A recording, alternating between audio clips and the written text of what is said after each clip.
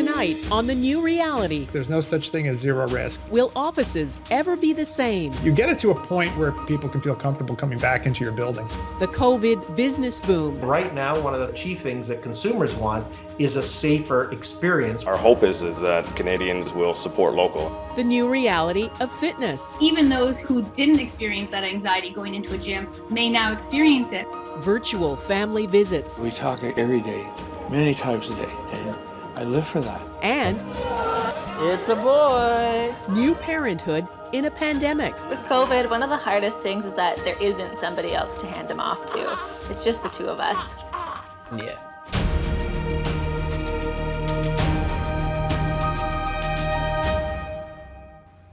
Hello and welcome to The New Reality. I'm Dawna Friesen. We try to look at every aspect of our life that's changed because of the pandemic, and one of the biggest is how we work. Those of us lucky enough to still have a job have had to adapt. We're getting the work done from our kitchens or our couches, pajamas or the new business suit. What's that done, though, to the millions of square meters of office space around the world? Much of it is empty now, and it could stay that way for a long time. Jackson Prosco explores the future of offices. In a building in Falls Church, Virginia, we found what may be the workplace of the future. An office retrofitted and ready for the era of COVID-19. At least that's the hope. People have seen some of the things that we're doing and they want to incorporate it into their offices as well. Christian Pinkston has been working to get his company prepared for its uncertain next steps, figuring out what it will take to welcome staff back into the office. The concept of just a deeper cleaning once or twice a day isn't going to be enough. And because once you bring people back into the space, it's instantly contaminated again. In the U.S. and Canada, there are few guidelines for how offices should operate in a pandemic. So Pinkston developed his own playbook, taking a gamble on technology, starting with this ultraviolet cleanse portal, the new front door. They'll go through this portal kind of slowly, they'll pause, they'll do a slow turn. They're making sure that all the, the surfaces of their hands and clothes are exposed to the UV lighting. And so it's cleansing them of any microbes, viruses, bacteria they might be carrying with them, and anything they're carrying as well. So if I step into this, I'm not seeing anything. There's a little bit of like a faint. It's a faint light and a faint sound, but that's it. That purple glow is UVC light, known for its germ-zapping abilities. Pinkston has also installed UVC fixtures in high-traffic areas like the kitchen, along with specialized air filters. We know that coronavirus will spread through the air droplets, and so that's a major risk factor. And so we've installed an air sanitizing troffer in this room that's constantly recirculating the air and with a very powerful UVC light inside of it. Then there are the invisible changes. Special sensors detect if there's virus in the air. Every surface is now covered in an antimicrobial coating of titanium dioxide. We wanted to do something that was realistic financially, but we wanted to do as much as we could within that parameter to provide the safest possible environment. The reality is that offices are the kind of places where COVID-19 can thrive, full of shared surfaces, close quarters, and long days of uncontrolled contact. Researchers in South Korea discovered how easily the virus can spread in that environment after a cluster of 97 employees at a call center in Seoul tested positive for COVID-19. When health officials looked closer, they found 94 of them worked together on the same floor, and 79 of them sat in the same section of the office. Nearly half of the workers on that one floor ended up getting sick. To make sure that doesn't happen again, offices and office buildings will have to take drastic steps from top to bottom. Professor Joseph Allen is an expert in healthy buildings. We have to employ some of these healthy building strategies, like bringing in more fresh outdoor air to dilute the airborne contaminants and filter the recirculated air using high-efficiency filters. That's just one small part of a multi-layered defense. Desks will have to be spaced at least 2 meters apart. High-walled cubicles may have to make a comeback. Employees and visitors will be subjected to temperature checks. Don't be surprised if everyone has to wear a mask. Kitchens and common areas will likely be off limits. Even the little things like pictures and trinkets on desks will likely disappear to make way for daily deep cleaning. If you layer enough defenses on top of each other, you make it really difficult, in this case of security, for a bad actor to penetrate your system, right? Same thing with this virus. If you layer enough of these defenses on top of each other, you don't eliminate risk. There's no such thing as zero risk. But you get it to a point where it can become manageable and to a level where people can feel comfortable coming back into your building. The elevator may be the biggest hurdle. There's just no way around it. Expect a limit on how many people can ride at a time. And then imagine what that means in a building like New York's One World Trade Center, where 8,000 workers are spread across 90 floors. And so the easiest solution may just be for companies to keep some people working from home, staggering shifts or alternating days to have fewer people in the office at any given time. I think one thing that it has taught people is that you can work remotely and you can do it effectively. Now, the things you can't do effectively, I think that's what we're going to lean on the office for. Albert De Plazola is the director of global strategy for the design firm Unispace. He sees COVID-19 changing the role of the office forever. Canadian tech giant Shopify has already declared the era of office centricity is over. Employees will stay working from home until 2021. After that, the office will be for specific uses only, not an everyday destination. Twitter has gone even further, telling staff they can work from home forever if they want to. We've done a ton of surveys with organizations. We're getting a lot of feedback and input from CFOs. And what we're seeing is that at least 40 to 60% of employees want to work from home, even if there is a vaccine, 1 to 3 days a week. For all the precautions he's taken, Christian Pinkston has found there's not actually much enthusiasm among his staff for returning to the office. And we did an anonymous survey of our staff a couple of weeks ago, and I was shocked by what I found. They were not ready to come back, and there was still a lot of uncertainty, a lot of fear. There's very much still avoiding any unnecessary contact with people that aren't, family. Any plan to get employees back to their desks will have to include plenty of reassurance, a communication plan to let people know what's being done to keep them safe, and flexibility to let them decide when they're ready to come back. Once we're opening the office to staff, it'll be on a as you're comfortable basis. We'll be sending out alerts when clients or outsiders will be in the office. We're going to be having staff monitoring their temperatures and symptoms and making decisions on a day-by-day basis as to whether it's safe for them to come in. So lots of communication and some confusion for both employers and employees about when to go back and how to go back. Muniza Sheikh is a labor and employment lawyer with Levitt LLP, and she's in Richmond Hill, Ontario. Muniza, thanks for joining us. Returning to work in a pandemic is new ground for all of us. What obligations broadly do employers have when it comes to bringing staff back into the office? Can they just say, we need you back and expect you to show up? Well, they can certainly say to their employees that we want you back and we need you back, but ultimately whether or not employees have an obligation to show up is largely dependent on how safe the workplace is.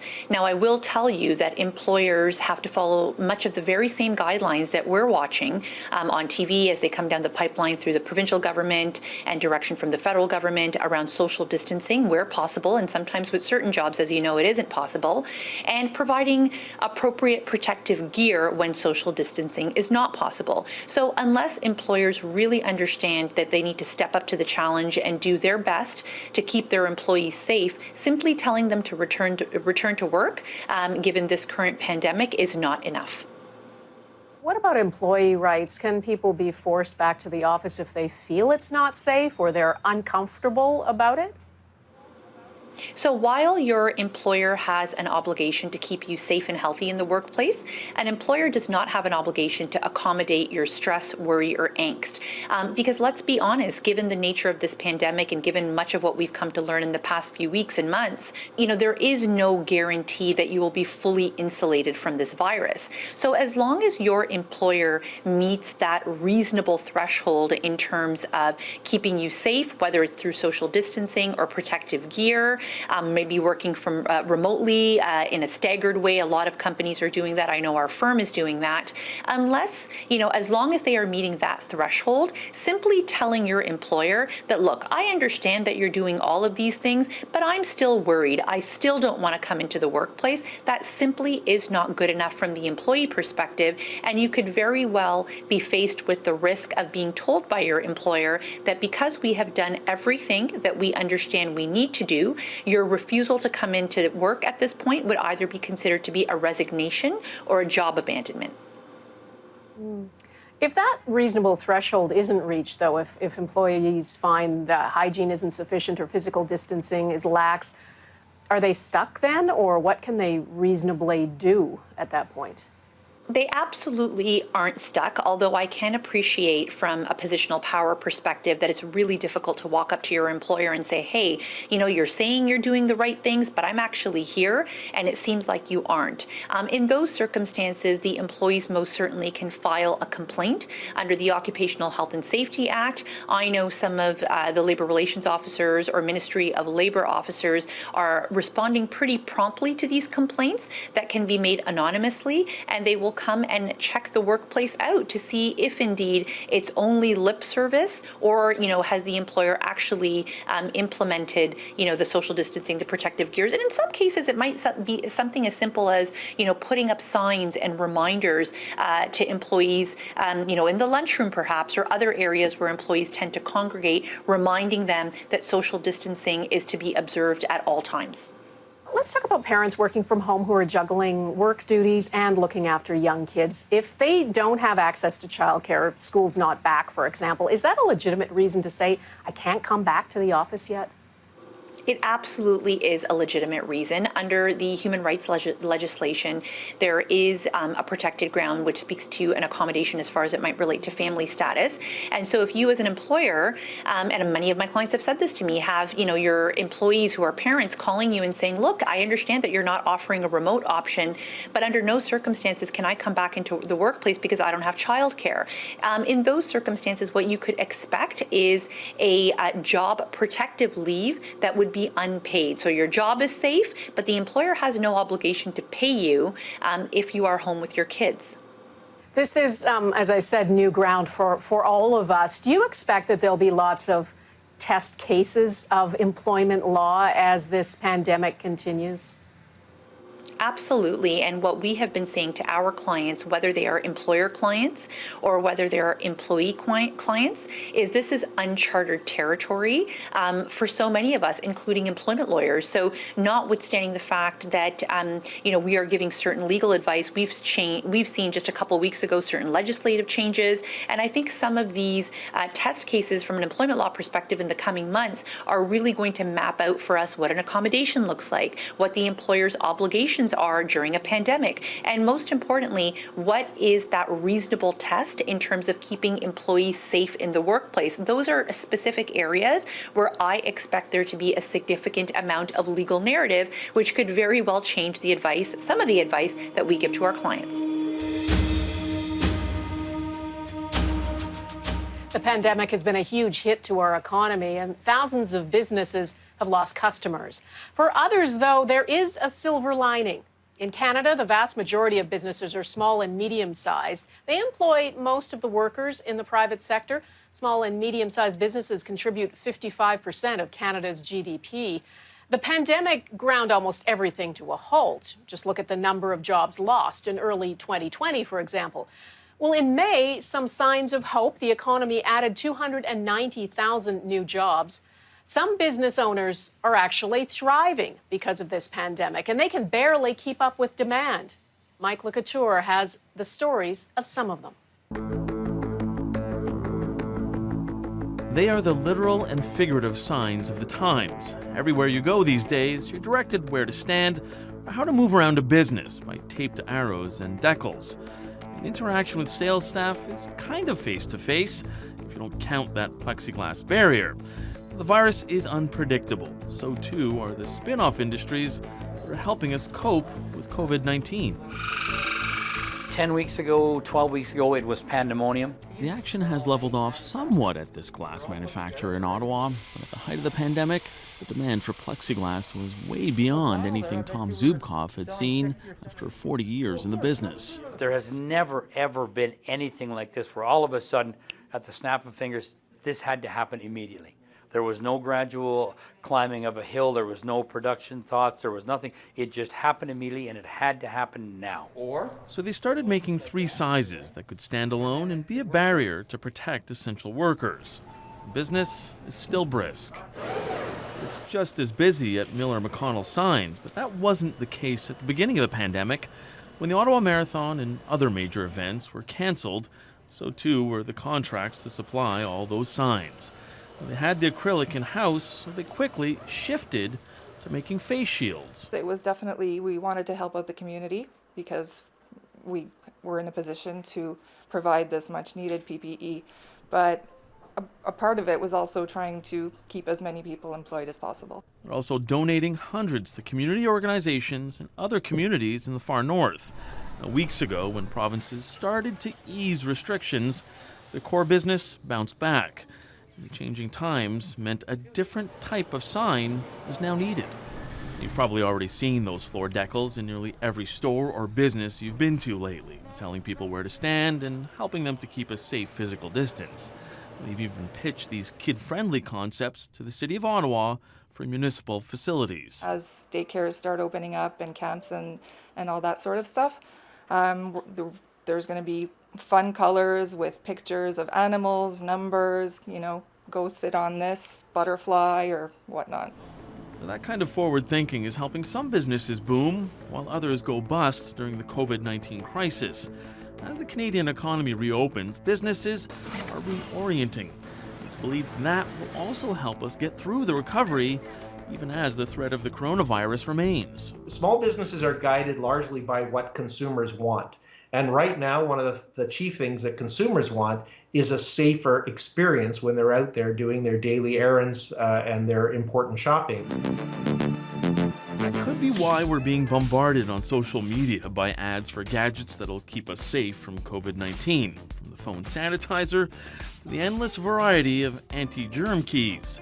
Their effectiveness remains unproven, but personal protective equipment is in demand. And there is increasing pressure to localize supply chains so Canada isn't forced to rely on other countries. We have the technology, we have the ingenuity, we have the engineering might, the manufacturing might. There's nothing we can't build right here in Ontario. Enter Alex Dugal, who's going all in on medical masks. Not going to lie, it's probably one of the scariest business ideas I've ever come up with.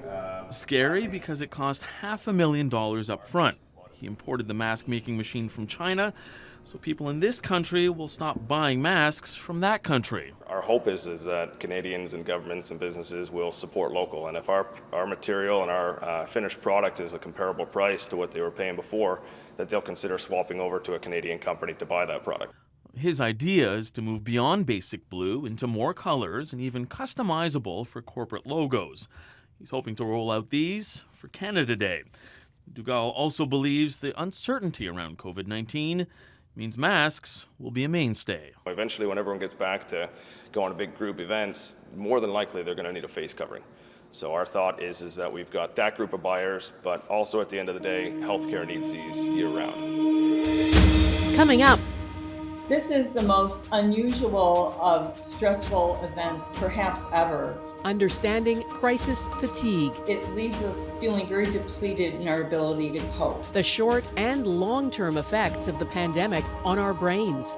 And I've worked out all my life. The future of fitness. There's long-standing research to show that there's a relationship between physical activity and mental health. Staying motivated under lockdown and the new reality of exercising.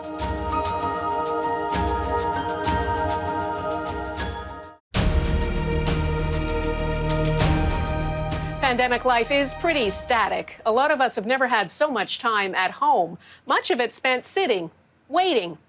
Some gyms and pools and spinning studios are beginning to open, with big modifications, of course. We asked Liam Vu to delve into the challenges and opportunities facing the fitness industry, with so many Canadians anxious to resume their workouts.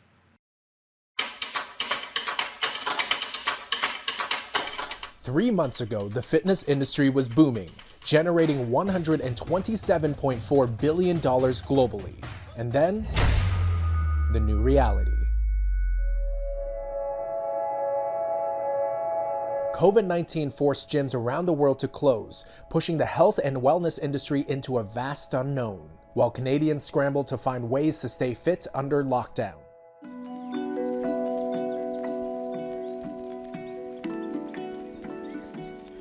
Lisa Balestri is a 60-year-old financial consultant who is pushing back against the pandemic. She goes on daily walks and runs, and every other day dedicates 2 hours to strength training. I've worked out all my life, so at different stages of my life, I've had different reasons why to work out. When I was younger, it was more of a competitive. After children, it was more to stay in shape and keep up with the kids. 40, 50, the aches and pains were coming. She has no choice but to keep moving. She's living with arthritis, a herniated disc, and spinal stenosis, which can trigger excruciating pain in her neck. I find that if I don't exercise, the pain will start again. When you're in pain, in constant pain, I think it's such a mental toll on you, and it can put you into depression, high anxiety. A recent poll found 30% of Canadians were feeling anxiety about the pandemic, triggering other issues, with 29% saying they're overeating, the same number also reporting a lack of exercise. There's long-standing research to show that there's a relationship between physical activity and mental health. Being more active improves mood, symptoms of depression, symptoms of anxiety. We can't really fight the research anymore on that. And it's not just everyday Canadians struggling to find motivation. Celebrities, they're just like us. Actor Bill Murray partnered up with his local gym to promote their at-home workouts, a service many studios started to offer.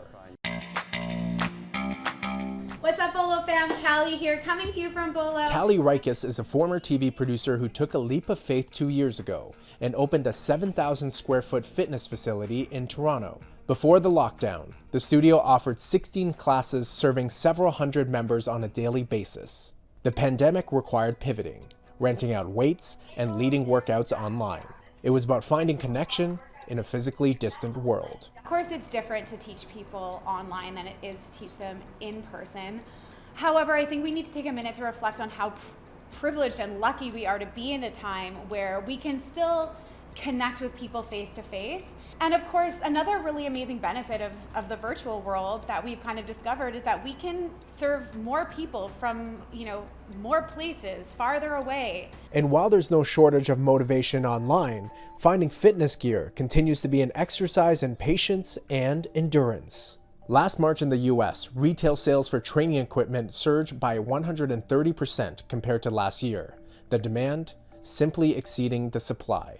The last month or two, the supplies have been very low because our suppliers have run out of inventory. They're very close to catching up, and a lot of our shipments are coming in now, so we'll be able to fulfill the hundreds of orders that we've been getting. Turns out the supply chain for fitness equipment, especially free weights, had the same vulnerabilities as personal protective equipment.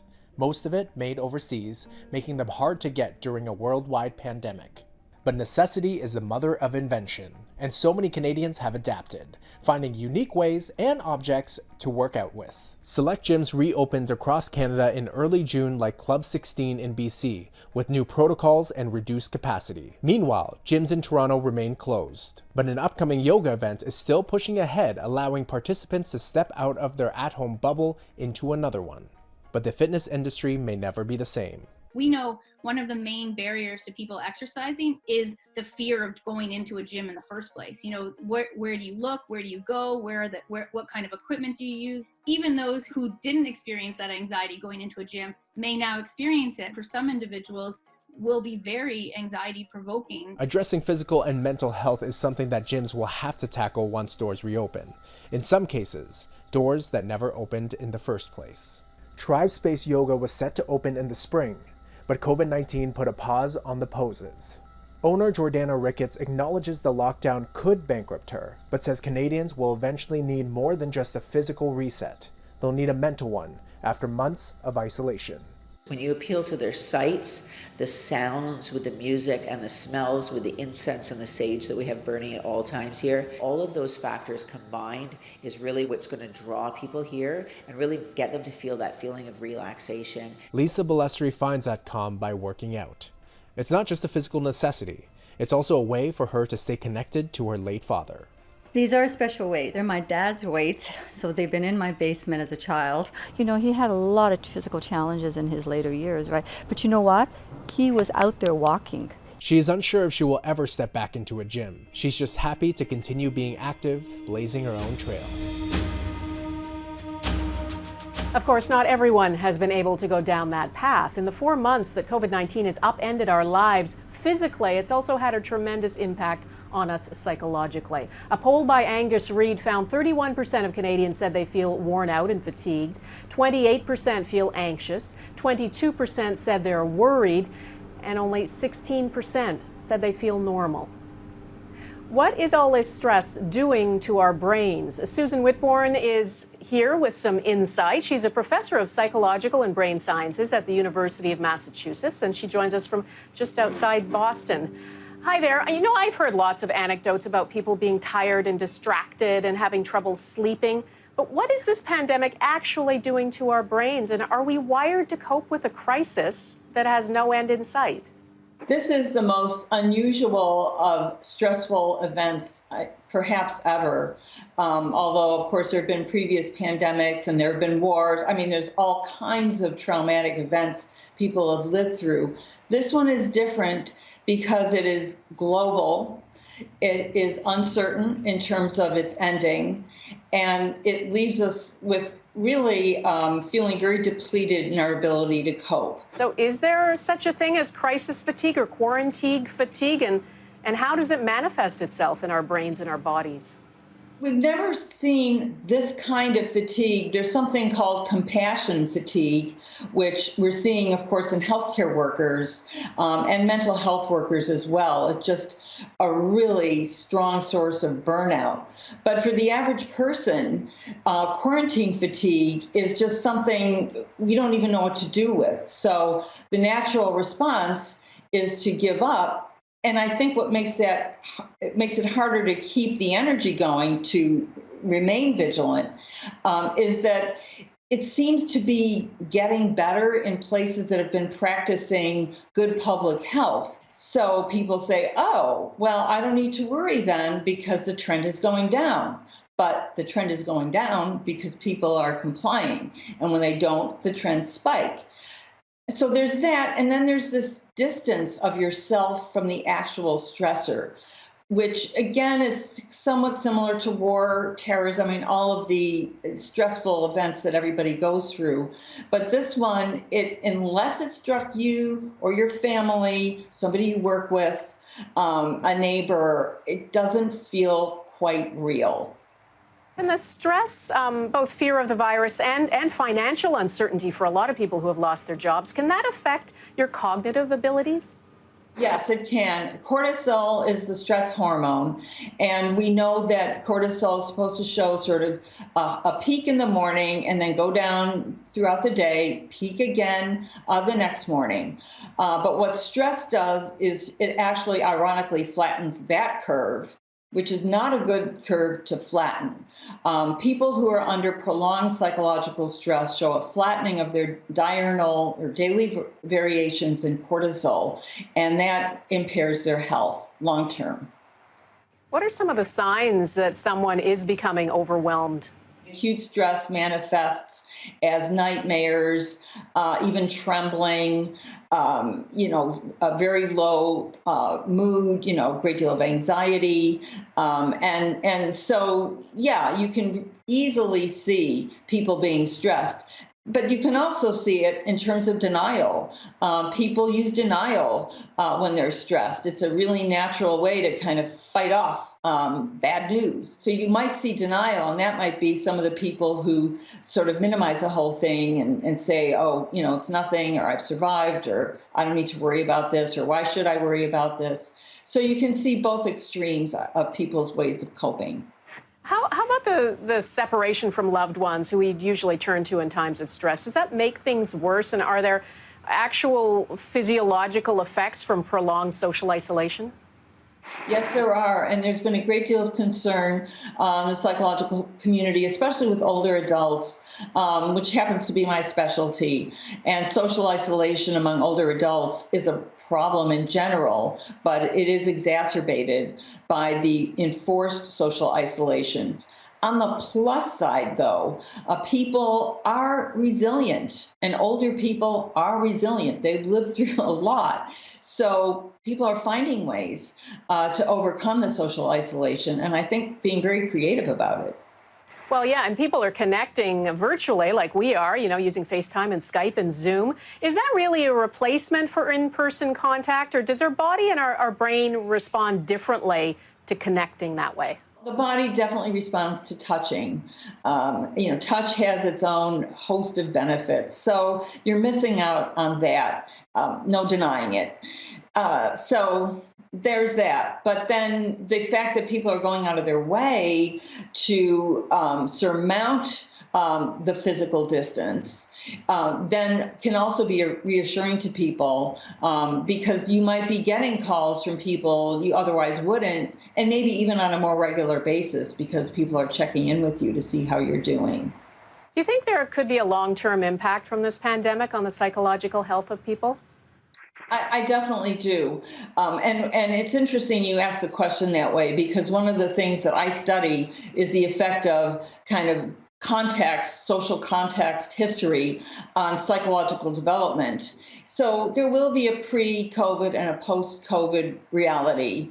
But humans are social animals. We want to get back together. We want to overcome this, and we're resilient. So we're going to see changes. Some of them will be bad, but some of them might surprise us because of the resilience that people show. Still ahead. I miss my family. Staying connected. It's a very good thing to see somebody's face and to talk one-on-one. Using creativity and technology to reinvent the hospital visit. And up next, the app was telling us to go to the hospital, but we've heard not to do that. Having a baby during a pandemic. We had lots of time together to hunker down, just the three of us. The COVID-19 challenges for these first-time parents.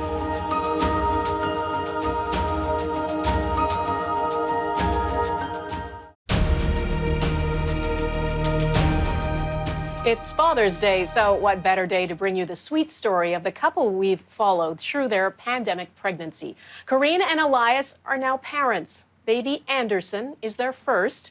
He was born about a month ago. He's healthy and well, though his path into the world did take a few turns. Babies don't care about a global health crisis or worry if it's the right time. Here's the new reality of delivering in a pandemic. I'm Eli. I'm Corinne. And he is Anderson. And this is our COVID birth story. On Sunday, about a week after our due date, I woke up at 2 a.m. because my contractions were getting much stronger. So I started tracking them, and they were about 5 minutes apart. So the app was telling us to go to the hospital, but we've heard not to do that. So we just called our doula, and she came by the next morning to check in. Because of COVID, we wanted to stay home as long as possible. Originally, the plan was to have a natural birth at the hospital, but we were also prepared to have the baby at home if things were going smoothly. Contractions were intense and consistent from Sunday through Tuesday, the longest being 6 or 7 minutes apart, and the shortest being 1.5. We're talking 3 days of contractions. Corinne soldiered on throughout with the support of our doula and regular check-ins from the midwives. Labor was progressing slowly, but they warned us things could escalate at any time. I guess I'm just feeling kind of stuck. Yeah. And it's hard to imagine like another 3 days of this. Yeah. By Tuesday morning, Corinne was dilated 4 to 5 centimeters, and the midwife suggested a castor oil cocktail to try and speed things up naturally. First sip. Cheers. Corinne took it twice, but nothing. Apparently, she's impervious. Honestly, she was a champ through this whole thing. It's like interval training, and we tried everything. so many different exercises, and listen to so much hypnobirthing. My blood pressure is always perfect and stable. On Tuesday night, her water broke, but the dilation was about the same, and the baby wasn't in a great position. On the advice of our midwife, we decided it was time to head to the hospital for some help. 2:47, May 20th, 2020. Baby's new birthday. Hopefully. Hopefully. Okay, I think I can pull right up to the front. We arrived, checked in, and answered the COVID questions. Headache, no, muscle aches, no, fatigue. Yeah. And took the long walk to the labor and delivery floor. So later Wednesday morning, things hadn't really progressed, and the baby was in an awkward position. His head was facing up and to the right. They call these babies stargazers, which is a cute name, but not good for delivery. No. So around noon, we made the call to move ahead with a C-section. We also didn't want to risk Kareen getting a fever, because then that unlocks all these COVID protocols, which can involve isolation and all these other tests, and ain't nobody got time for that. They prepped Kareen for surgery. Coming back with this with the baby. I suited up, and by 2 p.m. we were headed to the OR. With the help of the exceptional team at the BC Women's Hospital, we welcomed a beautiful little boy. Oh, it's a boy. It's a boy. The 2 days we spent at the hospital in recovery were really positive, in part because of COVID. We got our own room because of social distancing, and with no visitors allowed, we had lots of time together to hunker down, just the 3 of us, with nurses close by should we have any questions. One nurse even mentioned an increase in successful breastfeeding during COVID because of the lack of interruptions. But we were ready to come home. You made it. You're home. Since then, Anderson has been pretty great for the most part. We love his smiles and that startle reflex. I love watching him stare at himself in the mirror. See you next time. And the face he makes when I hit him with the hairdryer. Oh, you like that? I love the way he looks at us, and the way Kareen looks at him as she serenades him to sleep. But it's not all rainbows and lollipops. Sometimes he's just fussy and he won't stop crying. It's kind of like battling an internet troll. You see, there's no reasoning with them because facts don't matter. Also, we're sleeping less, and then he'll just pee on you. With COVID, one of the hardest things is that there isn't somebody else to hand him off to. It's just the 2 of us. Yeah, I mean, he's 1 month old, and besides medical appointments, it's only Kareen and I that have held him. Right, bud? You're stuck with us. Before COVID, we were looking forward to a summer of having friends and family visit. People like my mom. Oh, I just want to snuggle him. I know. But unfortunately, those plans got canceled. Yeah, so now everybody just has to meet him through video chat, which is great, but obviously not the same. Luckily, our friends have been amazing with gifts and meals and socially distanced visits, so we're definitely lucky. Having a kid is always going to be challenging. But in 2020, with COVID, the Black Lives Matter protests, and the growing concerns we already had over climate change, there's a lot going on in the old brain right now. What's work going to look like moving forward? Where do we want to live? Who do we add into our bubble? We want to visit friends and family, but should we? As a mixed kid, is he going to face some of the same challenges I did growing up a visible minority? What kind of world are we going to leave him? These are all some pretty big questions, and honestly, sometimes can be overwhelming. For the time being, we're just taking it one day at a time and trying to enjoy this crazy stage of his life, because we know it's gonna fly by. Let's get in the snuggles, enjoy all the firsts, and try to support organizations and ideas that push things forward. In the end, we all just want the best for our kids and families. Maybe 2020 is our pivot point, and we turn things around. I've always been pretty motivated to do better. Now I have a little more inspiration staring me right in the face. Next on The New Reality, Isn't she gorgeous? Handsome man beside you. virtual family visits. We talk every day, many times a day, and I live for that. The hospital keeping patients safe and connected during the pandemic.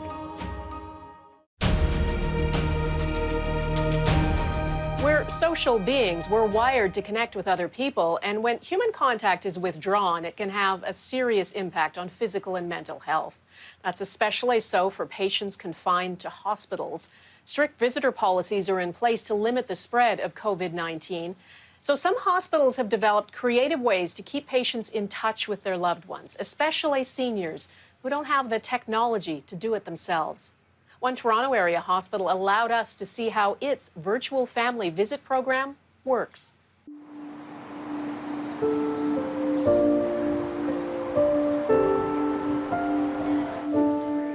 It was March 20th, so that's when the hospital instituted their limited family presence policy at the hospital.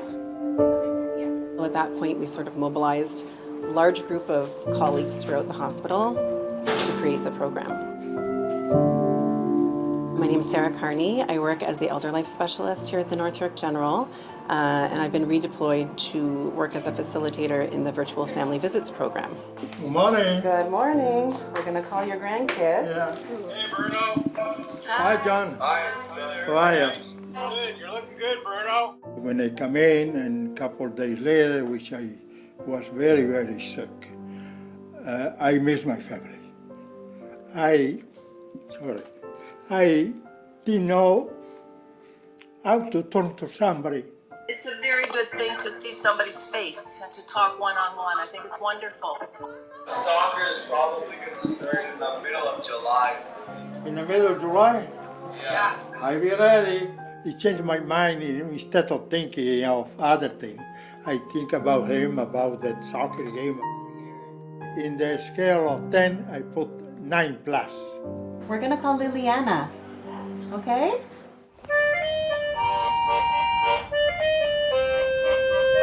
Even just seeing the smile on their face or the patient's face light up as soon as they see their family members has been really rewarding. Sarah helped us to see Mom pretty often, and Mom was responding to our singing because she doesn't speak English, she doesn't understand English, especially because of that. So it's good for us because we can see how she does, and it's good for her at the same time because she actually sees familiar faces and can talk with us. In our senior population, rates of delirium and functional decline are quite high, and families are really integral in helping those patients not to develop delirium or other problems in hospital. My name is Shauna Haberman. I'm the Patient and Family-Centered Care Consultant for North York General Hospital. I was asked to act as the lead on our virtual family visit program. The full donation was 100 iPads.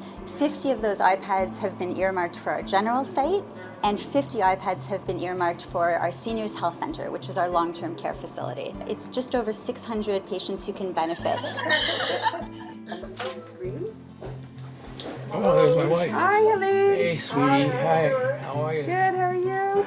Isn't she gorgeous? That handsome man beside you. I know. Isn't he so handsome? He's all shaved and everything. Yeah. The blue is nice. Is a nice color for you. It's true. I wore special for today. I feel like I've been living a nightmare since the middle of March. He tested positive, and he had a fever, and he wasn't really responsive. It was terrible. Like, it was so scary. I thought I was in tears. Thankfully, he didn't have any respiratory problems, and in a few days, he came around. We talk every day, many times a day, and I live for that. You can't go on life without seeing somebody, or communicating. The phone isn't enough. I'll speak to you later. Okay, sweetheart. Okay, love you. I love you too. Hi, Robert. How you doing? Your family is here to see you. Is that your nephew, Robert? Oh, look at that way. Good Wow. girl. So good. You are so alert right now. Amazing. You're the best. You're a tough lady. Absolutely. And everybody loves you. All the time she was loving and generous to all of us, like a mom. And now that our moms are no longer alive, she is the only thing we have. Can you see the baby on the screen? Ah, Mama, Antonia. Ever since I've started in this new role, I just find it so meaningful. I find myself thinking about these, maybe as part of the family connection piece, but even when I'm not at work, I'm thinking about the patients here, how they're doing. I'm thinking about their family members. Everybody's grateful to you for what you're doing for us. My pleasure, my pleasure. Your aunt is one special lady. I love her. Thank you.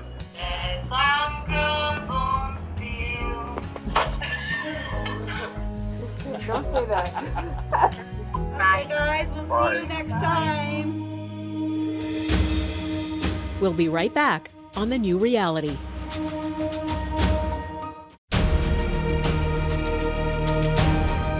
That's our program for this week. Coming up on The New Reality, as more people begin to return to work, we'll look at the future of childcare. Daycares can reopen, but with many restrictions. How will they survive, and who will decide who gets those precious spots? Also, BC's provincial health officer was one of our first guests on The New Reality. Bonnie Henry had lots of fans then and even more now. She was profiled by the New York Times as the doctor who aced the coronavirus test. I'll talk to her again about how to make BC's success dealing with COVID-19 sustainable in the months ahead. And as always, you can find more stories about The New Reality on our website, globalnews.ca/thenewreality. I'm Dawna Friesen. Thanks for watching.